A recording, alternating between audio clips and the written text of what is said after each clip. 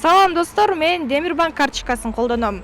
Дүкөндөрдө кийимдерди сатып алууда же билим алууда кандайдыр бир жеңилдиктер болсо, мен аны колдонуп калууга шашылам. Мындай мүмкүнчүлүктү колдон чыгаргысы келбеген шылуундар дагы бар. Учурда интернетте Кыргызстандагы Сорос фонду жана Демирбанк чогуу биргеликте кардарларына кешбек аркылуу жеңилдик берип жатканы тууралуу жарнама тарап жатат. Бул калппы же чынбы? Азыр текшеребиз. Атым Альбина. Видеону аягына чейин көрүңүз. Жарнамада адам баалуулуктарын биз менен кошо корго деген мааниде текст, кыргызга түспөлдөш адамдын сүрөтү, Сорос жана Демирбанктын логотиби колдонулган. Биринчиден, бул жарнамадагы мырзанын сүрөтү интернеттен алынган. Тагыраак айтканда, сүрөт Shutterstock аттуу америкалык компанияга таандык. Бул компания сапаттуу сүрөт, видео жана музыкаларды сатуу кызматын көрсөтөт. Дагы бир күмөндүү жагын белгилей кетейин. Кыргызстандагы Демирбанктын кардарларын тейлеген сайттын дареги мындай жазылат. Ал эми жарнамада бул турат. Өзүңүздөр көргөндөй, бир караганда Демирбанктын сайтынын чыныгы дарегине окшойт, бирок ал эмес. Биз жарнамада көрсөтүлгөн шилтемеге кирип көрдүк. Ал жерде паспортуңуздун номерин жана паролуңузду сураган бөлүктөр чыгат.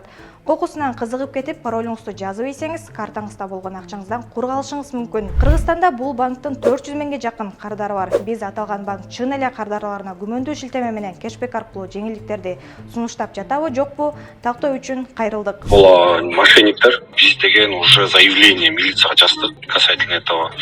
Булардын сайтына жабууга аябай көп убакыт колдонду да, ошого аякты жабыш үчүнчү.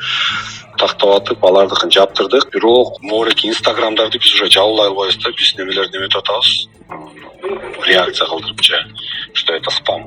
Почта рассылкага азыр ошого да даярдап атабыз полный информацияны. Ошого жөнөткөн бойча. Кудайга шүгүр, азыр немелер жок, пострадавших биздикичи от этого.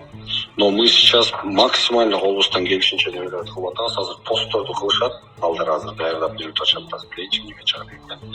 Анан экинчиси болсо, ошо биз азыр милицияга неметип атабыз, анткени алардын могу доменге төлөгөнү немелери бар экен да, бирок бизге ал информацияны бербей жатат да, милицияга беребиз депчи. Кыргызстандагы Сорос фонду да бул жарнамага тиешеси жок экенин билдирди. Фонд жалган маалыматка алданбоого чакырды. Шылуундар оңой акча табуунун түрдүү жолун табат. Адамдарды ишендирүү үчүн кээде башка компаниялардын атын жамнат. Керек болсо ошентип сайт ачуу үчүн атайын домен сатып алуудан дагы кайра тартпайт. Биз домен сатууда кандай критерийлер каралаарын билүү үчүн домен саткан компаниялардын бирине чалдык. Ушул домен сатып атканда, мисалы, сатып алып жаткан компаниялар кандай ишмердүүлүк алып барат, негизи текшеришеби?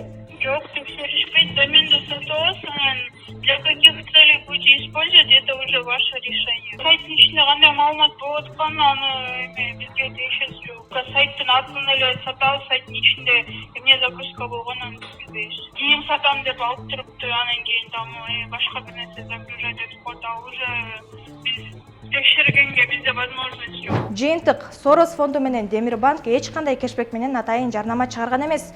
Бул жөнөкөй жарандардын акчасына кол салгысы келген алдамчылар. Бул сыяктуу шылуундардан сак болуңуз жана видеону башкалар менен бөлүшүп, алданып калуудан алдын алыңыз. Көрүшкөнчө аман туруңуз.